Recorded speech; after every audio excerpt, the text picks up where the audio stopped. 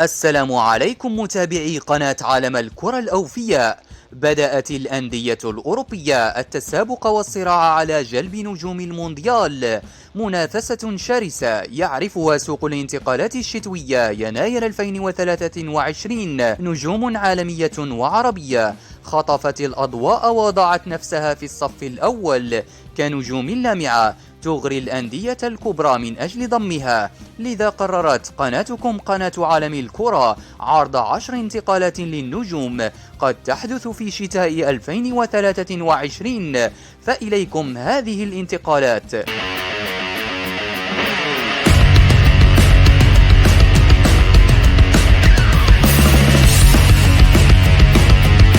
رقم 10 سفيان أمرابط. أصبح نجم وسط ميدان منتخب المغرب سفيان أمرابط مرشحا بقوة للانتقال إلى فريق ليفربول الإنجليزي خلال الميركاتو الشتوي، بما أنه الخيار الأول للمدرب الألماني يورغن كلوب في وسط الميدان.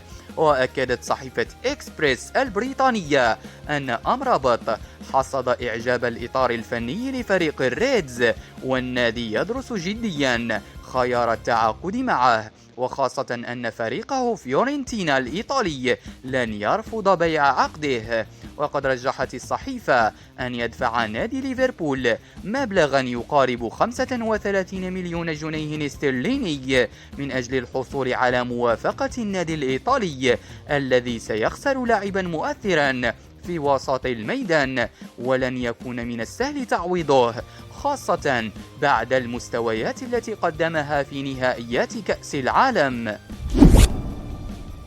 رقم 9 كريستوفر نكونكو.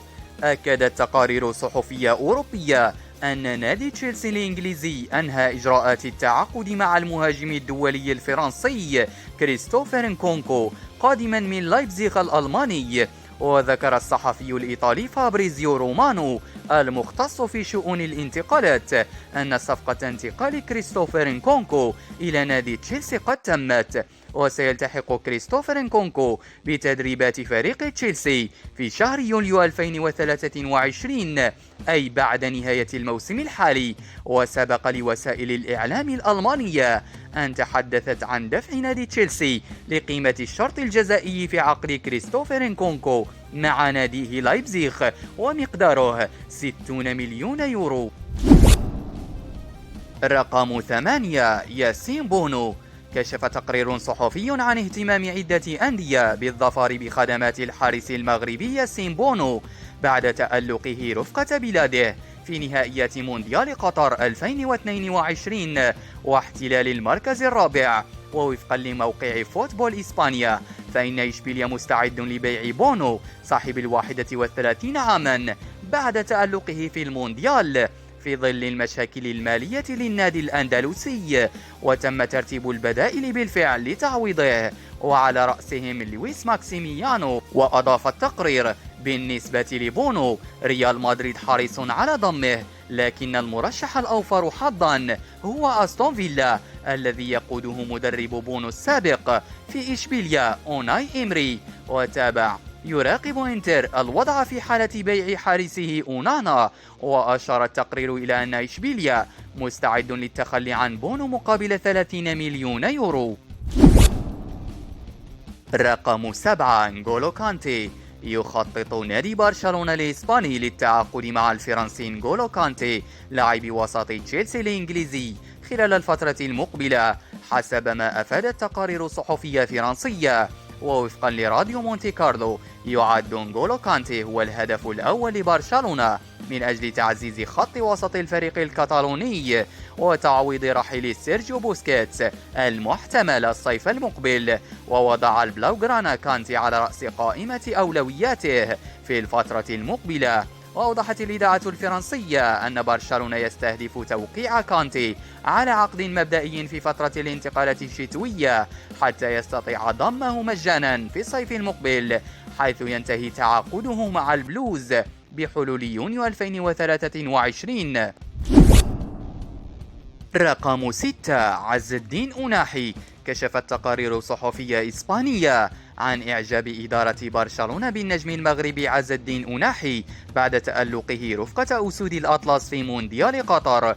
وبحسب صحيفة موندو ديبورتيفو الإسبانية، فإن برشلونة يبحث عن لاعب مميز في خط الوسط، وكانت الأهداف الرئيسية هي برناردو سيلفا وغوندوغان ثنائي مانشستر سيتي. لكن في ظل الأزمة المالية سيكون من الصعب التعاقد مع أي منهما، وسيحاول برشلونة إيجاد بديل أكثر إثارة، وهو عز الدين أناحي، أحد أكثر المفاجآت السارة في كأس العالم، والذي أثار إعجاب لويس إنريكي.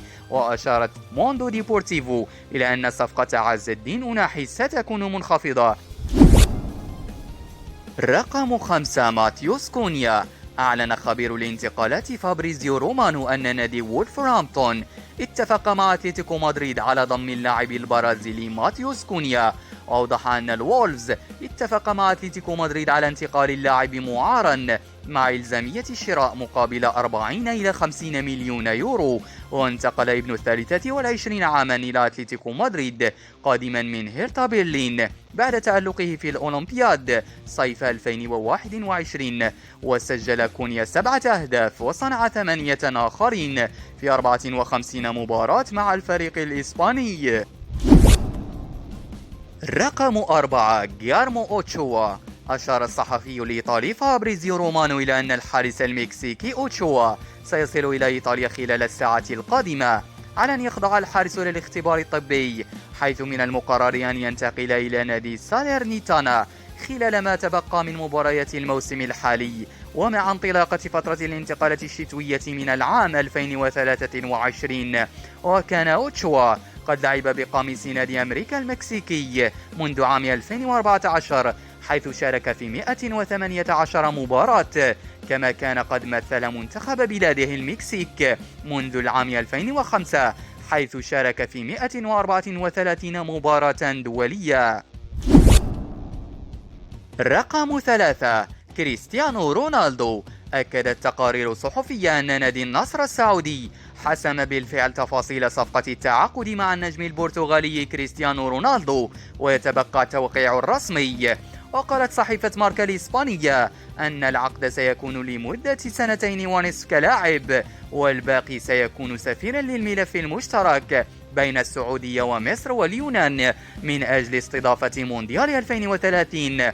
المهاجم البرتغالي سينضم إلى النصر، والذي سيلعب معه حتى صيف 2025 حتى يبلغ من العمر 40 عاما. رقم 2. جود بيلينغهام. كشفت تقارير صحفية إنجليزية عن آخر التطورات المتعلقة بمستقبل جود بيلينغهام نجم نادي بوروسيا دورتموند الألماني. ويرتبط النجم الإنجليزي بعقد مع فريق الجرد الأصفر حتى عام 2024، وهناك صراع شرس بين كبار أوروبا للحصول على خدمات اللاعب في فترة الانتقالات المقبلة. ووفقا لصحيفة دصان البريطانية، فإن ريال مدريد فاز في سباق التعاقد مع جود بيلينغهام في صفقة تزيد قيمتها عن 100 مليون جنيه استرليني. وأضافت أنه تم استهداف بيلينغهام من قبل ريال مدريد، بالإضافة إلى عمالقة أوروبيين آخرين مثل مانشستر يونايتد، ليفربول، مانشستر سيتي، وتشيلسي وباريس سان جيرمان. رقم 1. جواو فيليكس. أبدى نادي مانشستر يونايتد اهتمامه بضم النجم البرتغالي جواو فيليكس مهاجم أتلتيكو مدريد. فريق الشياطين الحمر مستعد لدفع 120 مليون يورو للفوز بخدمات اللاعب.